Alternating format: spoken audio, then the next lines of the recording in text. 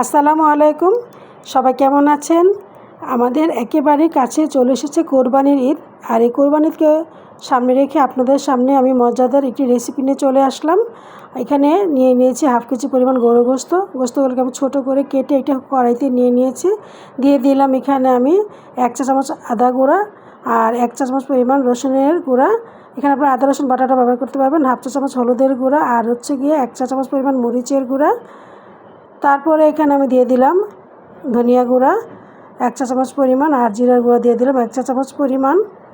তারপরের মধ্যে দিয়ে দিব আমি হাফ চা চামচ পরিমাণ গোলমরিচের গুঁড়া। এখানে আমি কালো গোলমরিচের গুঁড়োটা দিয়ে দিলাম, আপনি সেটা সাদাটা দিতে পারবেন। আর দিয়ে দিলাম এখানে আমি হাফ চা চামচ পরিমাণ লবণ আর দিয়ে দিয়েছি 1 চা চামচ পরিমাণ সয়া সস। তারপরের মধ্যে দিয়ে দিব আমি সয়াবিন তেল 3 টেবিল চামচ পরিমাণ। দেওয়া হয়ে গেলে পরে এখন আমি সবগুলোকে একত্রে মিশিয়ে নিব। মেশানো হয়ে গেলে পরে আমি চুলায় বসিয়ে গরু গোস্ত যেভাবে আমরা রান্না করি সেভাবে রান্না করে নিব। আর রান্নার সময় কোনো পানি ব্যবহার করব না, চুলার আঁচটা কমিয়ে রান্না করব। আর গোস্ত থেকে যে পানিটা বের হবে সেটা দিয়ে গোস্তটা সেদ্ধ হয়ে যাবে। এখন আমি ঢাকনা দিয়ে ঢেকে রান্না করে নেব।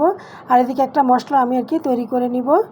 এখানে আমি 5 ফোড়ন আর শুকনো মরিচ টেলে একটি ব্লেন্ডারে জারি নিয়ে নিয়েছি, এগুলোকে এখন আমি ব্লেন্ড করে নিব। আর এদিকে চুলা আমি কড়াই বসিয়ে এর মধ্যে দিয়ে দিলাম সরিষার তেল হাফ কাপ পরিমাণ বা তার থেকে বেশিও দেওয়া যায় গোস্তের পরিমাণ বুঝে। দিয়ে দিলাম কয়েকটি গরম মশলা আর দিয়ে দিলাম কতগুলো বড় আস্ত রসুনের কুয়া দিয়ে তারপরে এখন আমি ভেজে নিয়ে এর মধ্যে রান্না করে রাখা গোস্তটাকে দিয়ে দিলাম। আর আজকে আমি আমার বৃহস্পতিকে তৈরি করে দেখাবো গরু গোস্তের আচার। এই কোরবানি ঈদ আসলে কিন্তু আমরা গরু গোস্তের আচার অনায়াসে বানিয়ে খেতে পারবো যে কোনো সময়। তো এখানে আমি দিয়ে দিয়েছি লেবুর রস আর দিয়ে দিলাম কিছু কাঁচামরিচ। তো কাঁচামরিচটা একদমই অপশনাল, আপনি ইচ্ছা হলে দিতে পারেন। তবে যে কোনো আচারে কিন্তু একটু কাঁচামরিচ দিলে ওই আচার থেকে মরিচটা উঠিয়ে খেতে ভালো লাগে। আর দিয়ে দিলাম এখানে আমি তেঁতুলের কাদবা মার। আমি তেঁতুলগুলোকে কিছুক্ষণ ভিজিয়ে রেখে তারপরে রসটা বের করে নিয়েছি। আর দিয়ে দিলাম সেই গুঁড়ো করে রাখা এই মশলা, যেটা 5 ফোড়নের মশলা যেটাকে বলে আচারের মশলা, দিয়ে এখন আমি নেড়ে চেড়ে তারপরে নামিয়ে নেব। আর স্বাদ বর্ধকের জন্য দিয়ে দেবো সামান্য একটু চিনি। আচারে একটু চিনি দিলে কিন্তু খেতে ভালোই লাগে, তবে চিনিটাও কিন্তু অপশনাল, ইচ্ছে হলে দিতে পারেন।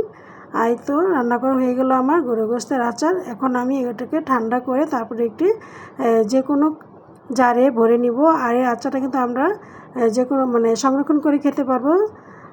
আর গরু গোস্তের আচার যেহেতু অনেক ফ্যামিলি দেখা যায় যে মাশাআল্লাহ এক বৈঠকেই শেষ হয়ে যাওয়ার কথা, আর এতটাই মজা হয়, এতটাই লোভনীয় হয়েছে দেখতে মাশাআল্লাহ আমার আজকের এই গরু গোস্তের আচার।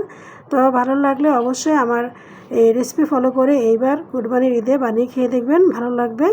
তো আজকে এই পর্যন্ত, আবার আসবো নতুন কোনো রেসিপি নিয়ে। সেই পর্যন্ত ভালো থাকুন, আল্লাহ হাফেজ।